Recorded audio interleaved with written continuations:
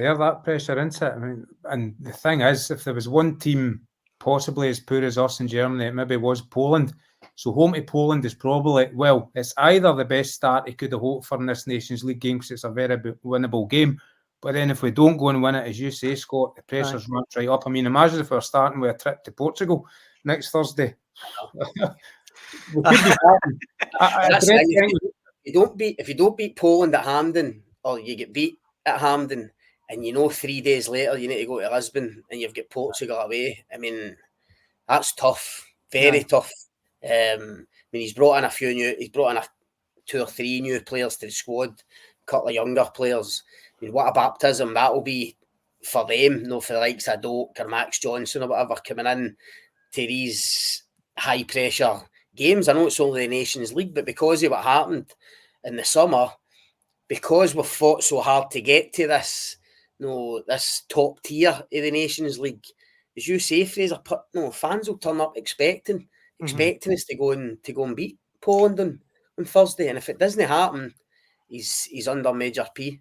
Well, let me come in with a couple of the comments that have been sent in regarding Clarke. And Fraser, I know by no means is social media the be-all and end-all, but this is a pretty fair reflection of some of the comments we got.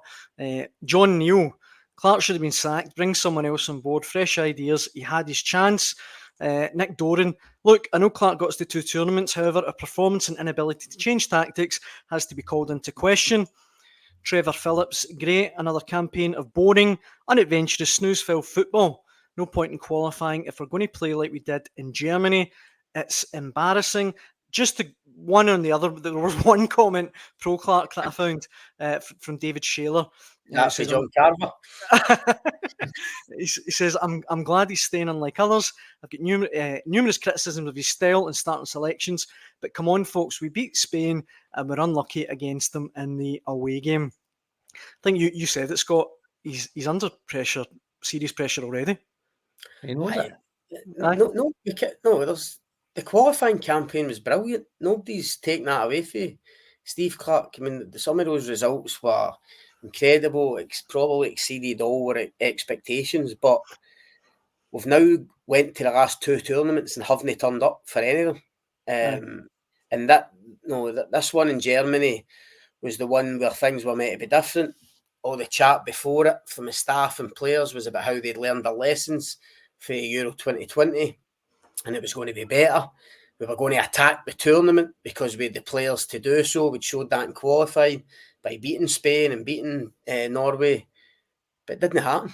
I've said it before on here. We were the only team. We qualified for the tournament but didn't take part in it. We were the only team that didn't take part in the tournament. I think statistically, we were the worst team at the Euros. I mean, there's just shots and target. There's no getting away from it. And Fraser said today, he admitted today that it was too negative against Hungary in the last game. There shouldn't be any excuse for that. And as one of the callers has said there has to be a different approach getting into these games. We have to.